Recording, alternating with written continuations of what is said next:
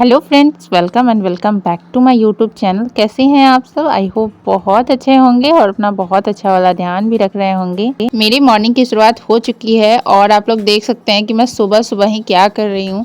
तो सुबह सुबह ही बर्तन साफ़ कर रही हूँ क्योंकि कल रात में ना मैंने किचन की सफाई नहीं करी थी। मुझे बहुत लेट हो गया था और मुझे बहुत थकान हो रही थी, तो मैंने छोड़ दिया कि चलो सुबह ही साफ़ कर लेंगे। और ऐसे किचन रात में साफ़ नहीं करते हैं ना तो सुबह में बहुत ही ज़्यादा परेशानी हो जाती है, लेकिन ठीक है। तो चलिए आज हम हमारे मॉर्निंग की शुरुआत एक छोटे से पॉजिटिव थॉट के साथ करते हैं। तो वो पॉजिटिव थॉट है कि अगर आप दुखों की गिनती करने बैठोगे ना तो जाहिर सी बात है कि आप अपने खुशियों की गिनती भूल जाओगे। तो इस चीज़ से आप लोग भी ज़रूर रिलेट करते होंगे कि जब भी हम अपने पास्ट के कुछ दुखों को याद करते हैं ना तो हम बिल्कुल ही भूल जाते हैं कि हमारे लाइफ में हमारे साथ कभी कुछ अच्छा भी हुआ था या हुआ है। ये चीज़ें हमारे साथ अक्सर ही होती है कि जब भी अपने लाइफ के उस दुख वाले पल को याद करते हैं ना कि मेरे साथ ऐसा हुआ, मेरे साथ वैसा हुआ, तो हम अपनी सारी खुशियाँ भूल जाते हैं। सारी पॉजिटिव एनर्जी उस टाइम हम खो देते हैं, पूरा निगेटिविटी में चले जाते हैं और लगता है कि हमारे साथ तो कभी कुछ अच्छा हुआ ही नहीं है और फिर इससे कोई फ़ायदा भी नहीं होता है। हम अपने पास्ट के बारे में लाख सोच लें, हम तो ना अपने पास्ट में जाके उसको सुधार सकते हैं ना कुछ कर सकते हैं, बस उसको याद कर कर के दुखी ही हो सकते हैं। मेरे साथ भी अक्सर ऐसा होता है कि मैं जब अपने पिछले दिनों को याद करती हूँ ना मैं बहुत दुखी हो जाती हूँ। लगता है कि दुनिया में सबसे ज़्यादा दुख ना शायद भगवान ने सबसे ज़्यादा कष्ट मुझे ही दिया है। और फिर थोड़ी देर बाद सोचती हूँ कि इतना सोचने से क्या फ़ायदा, अब तो कुछ भी बदलने वाला नहीं है। जो मिला है उसी में अब मुझे आगे बढ़ने का प्रयास करना चाहिए, नहीं तो फिर इस अभी का जो मेरा लाइफ है उसके बारे में फिर फ्यूचर में इसी तरह से सोच सोच के रोना पड़ेगा। तो इसीलिए हम जिस भी परिस्थिति में है ना हमें हमेशा आगे बढ़ते रहने का प्रयास करते रहना चाहिए, क्योंकि लाइफ एक ऐसी जर्नी है ना जहाँ से हम कभी भी रिटर्न नहीं हो सकते, कभी भी वापस अपने आकर अपने ज़िंदगी को सुधार नहीं सकते हैं। जो हमारे लाइफ में हो गया वो हो गया। और अगर लाइफ में जंग नहीं हो, लाइफ में थोड़ी ऊपर नीचे नहीं हो, तो सोच सकते हैं कि हमारी लाइफ कैसी हो जाएगी।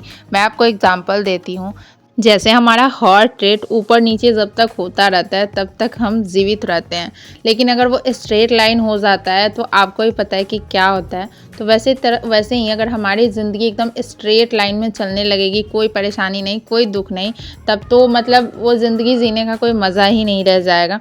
इसलिए लाइफ में कुछ दिक्कत, कुछ परेशानियाँ आनी भी ज़रूरी रहती है जो हमें आगे बढ़ने के लिए मजबूर करती हैं। जैसे मैं आपको बताती हूँ कि लॉकडाउन में जब परेशानियाँ आई, लोगों को आर्थिक परेशानियाँ आई, तब लोगों को समझ में आया कि हम जो इतने दिनों से बैठ के अपना टाइम वेस्ट किए हैं, अगर हम कुछ किए रहते, हम अगर अपने पैरों पे खड़ा होते या हमारे घर में अगर एक गवर्नमेंट जॉब होता तो हमें इतनी आर्थिक परेशानी नहीं आती, फाइनेंशियल प्रॉब्लम नहीं आता। ये सबको समझ में आया, मुझे भी समझ में आया लॉकडाउन में ही। जब स्थिति इतनी ख़राब हो गई तब मुझे भी समझ में आया कि मैंने जो इतना बर्बाद किया, अगर मैंने पढ़ाई की होती इतने दिनों तो शायद मैं कहीं अभी अगर गवर्नमेंट जॉब में होती तो मुझे इतनी परेशानियां नहीं झेलनी पड़ती।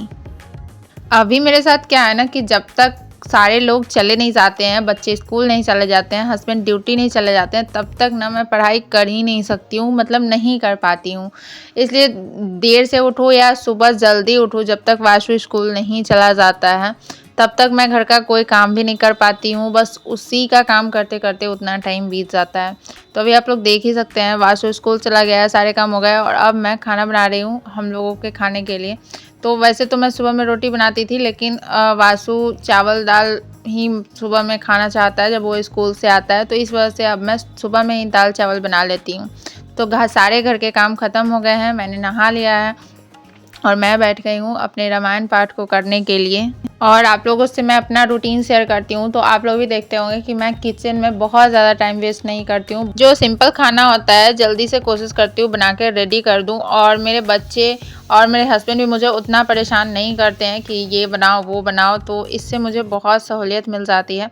यहाँ पे मैंने सब चीज़ कर लिया और मैं खा रही हूँ खाना। टाइम लगभग 10:30 हो ही चुके हैं, तो सारे काम निपटाने नहाने खाने के बाद टाइम हो गया है 10:35 और मैं बैठ गई हूँ पढ़ने। तो मैं यहाँ पे अपना टाइमर ऑन कर लेती हूँ और अभी मैं क्लास करूँगी हिस्ट्री का। और आप लोगों को तो पता ही है कि मुझे हिस्ट्री उतना समझ में नहीं आता है, इस वजह से मैं सबसे पहले हिस्ट्री का ही क्लास करती हूँ। तो यहाँ पे मैंने अपना लगभग मैं डेली 2-2 क्लास कोशिश करती हूँ कि हर चीज़ का अटेंड कर लूँ, क्योंकि क्लास बहुत आगे निकल चुकी है और मैं अभी बहुत पीछे हूँ।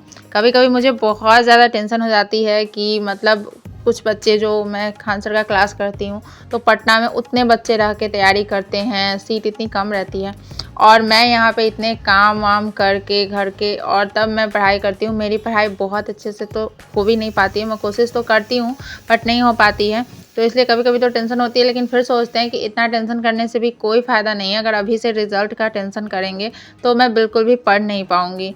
और रिज़ल्ट मेरा हो ना हो, लेकिन अगर मैं लगातार पढ़ाई में लगी रहूँगी तो मेरी बेस ज़रूर मज़बूत हो जाएगी और फिर अदर किसी भी एग्ज़ाम में अगर इस चीज़ की ज़रूरत होगी तो शायद उसमें मैं अच्छा परफॉर्म कर पाऊँ। और हिस्ट्री एक ऐसा पोर्शन है जिसका हर एग्ज़ाम में वेटेज बहुत ज़्यादा है और मॉडर्न हिस्ट्री का कुछ ज़्यादा ही है, इसलिए मैं एक तो मुझे समझ में नहीं आती है, लेकिन मैं कोशिश करती हूँ कि ज़्यादा हिस्ट्री पे फोकस करूँ। और अब मेरा पढ़ाई लगभग मैंने 1.25 घंटे पढ़ाई करी है और टाइम हो गया है 12:15 और वासु बाहर आ गया था तो मैं जल्दी से जाके उसको लेकर आई। और इतनी बाहर गर्मी है ना, या तो बारिश होती है तो बारिश से ही परेशानी इतनी हो जाती है और अगर बारिश ख़त्म हो जाती है तो फिर गर्मी से ही बहुत ज़्यादा परेशानी हो जाती है। ये मौसम का तो बिल्कुल भी समझ में नहीं आता है। आप लोगों को कैसा लगता है कमेंट में ज़रूर बताइएगा। और वासु के आने के बाद सबसे पहले मैं उसका डायरी चेक करती हूँ और लंच बॉक्स चेक करती हूँ, और जो भी डायरी में होमवर्क दिया रहता है अगर वो वासु को पता होता है तो मैं तुरंत ही उससे पूछ लेती हूँ, एक बार आने टाइम ही और एक बार जब वो रेडी हो जाता है। मैं सुबह में जब डायरी चेक करती हूँ तो उस टाइम मैं एक बार वासु से पूछ लेती हूँ चीज़ें। उसके बाद वासु को खिलाने पिलाने के बाद, वासु को सुलाने के बाद मैं फिर से बैठ गई हूँ पढ़ने। और वासु के स्कूल से आने के बाद मेरे पढ़ने बैठने तक का बीच का ना बहुत ज़्यादा टाइम मेरा बर्बाद चला जाता है, क्योंकि वासु ना जल्दी जल्दी चीज़ें करता नहीं है, बच्चा है तो धीरे धीरे करता है और मुझे भी उसके साथ लगना पड़ता है, इसलिए मेरा बहुत सारा टाइम वेस्ट हो जाता है।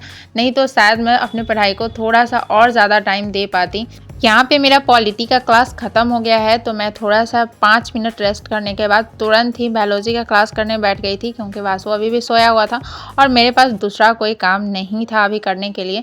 तो मैं तुरंत बायोलॉजी का क्लास, और मुझे लग रहा था कि आज मैं अगर नहीं अभी पढ़ूंगी तो शायद मैं 4 घंटे अपना कंप्लीट भी नहीं कर पाऊँ, शायद पढ़ाई में दे नहीं पाऊँ, तो इस वजह से मैं तुरंत ही बैठ गई।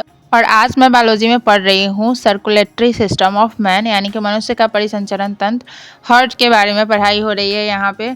तो चलिए मैं आप लोगों से बायोलॉजी का एक बहुत ही कॉमन क्वेश्चन करती हूँ कि मनुष्य के हृदय में कितने कक्ष होते हैं, तो इसका जवाब आप मुझे कमेंट में ज़रूर दीजिएगा। और बायोलॉजी का क्लास ख़त्म करने के बाद और वासु को डांस क्लास पढ़ाने और डांस क्लास छोड़ के आने के बाद मेरे पास थोड़ा सा टाइम बचा हुआ था, क्योंकि आज मैं डांस क्लास से वापस आ गई थी, तो मैंने आज सोचा कि मैं ज्योग्राफी का एक क्लास ज़रूर करके देखूँ।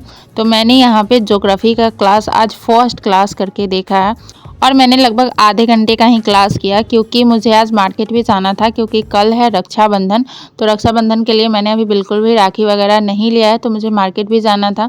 तो यहाँ पे मैंने अपनी पढ़ाई ऑफ कर दिया है, क्योंकि अभी तो 6 ही बजे है, मुझे 6:30 में मार्केट जाना है, लेकिन इसलिए मैंने पढ़ाई छोड़ दिया कि किचन में भी काम थोड़ा बहुत बचा हुआ था और मैं दिन भर किचन के बर्तन साफ़ नहीं करती रहती हूँ। मैं या तो सुबह में साफ़ करती हूँ, नहीं तो फिर शाम में ही साफ़ करती हूँ, तो इस वजह से बर्तन हो ही जाते हैं। तो जो छोटे मोटे घर के काम थे सारे काम निपटाने के बाद और वासु के आने के बाद मुझे मार्केट जाना है, तो काम ख़त्म करने के बाद मैं जल्दी जल्दी हो गई हूँ रेडी। और रेडी होने के बाद भी मेरे पास टाइम बचा हुआ था, क्योंकि मैंने बहुत जल्दी काम सारा निपटाया और आधे घंटे में मैंने किचन की भी सफाई कर ली, जो कपड़े वगैरह थोड़े बहुत फोल्ड करने थे वो सब कर लिया और रेडी भी हो गई। तो मेरे पास 10 मिनट टाइम बचे हुए थे।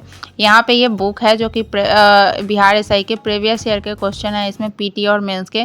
तो मेरे पास ये बुक थे, लेकिन मैं इसको अभी बिल्कुल भी देखी नहीं थी, तो मैं इसको खोल के कुछ क्वेश्चन देख रही थी कि किस टाइप के क्वेश्चन पूछे जाते हैं। मैंने अभी बिल्कुल भी इसको देखा भी नहीं है, और इसलिए भी नहीं देखा कि मैं सोच रही थी कि मैं कुछ पढ़ाई कर लूँ फिर इसको खोल के देखूँ कि किस टाइप के क्वेश्चन पूछे जाते हैं। ये तो पता ही है कि यहाँ क्या पूछे जाते हैं।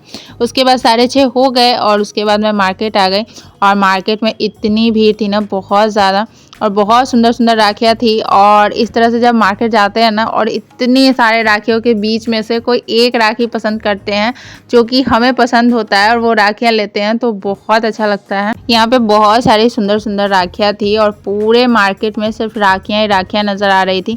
तो मैंने भी अपने पसंद की राखी जो मुझे पसंद आया मैंने ले लिया है। तो राखी लेने के बाद मुझे मिठाई वगैरह भी लेना है। और मार्केट में इतनी ज़्यादा भीड़ थी ना, बहुत ज़्यादा भीड़ होने की वजह से मुझे डर भी लग रहा था कि फ़ोन निकाल निकाल के वीडियो बनाऊंगी तो कहीं गिर जाए या कहीं छूट वगैरह जाए फ़ोन। तो इस वजह से मैंने बाकी बहुत ज़्यादा वीडियो नहीं बनाया बस। तो चलिए आज के इस वीडियो ब्लॉग को यहीं पे एंड करते हैं। वीडियो कैसा लगा कमेंट करके ज़रूर बताइएगा। अच्छा लगा तो लाइक कीजिएगा, चैनल पे नए हैं तो सब्सक्राइब कर लीजिएगा, बेल आइकन को प्रेस कर लीजिएगा। मिलते हैं फिर नेक्स्ट वीडियो में।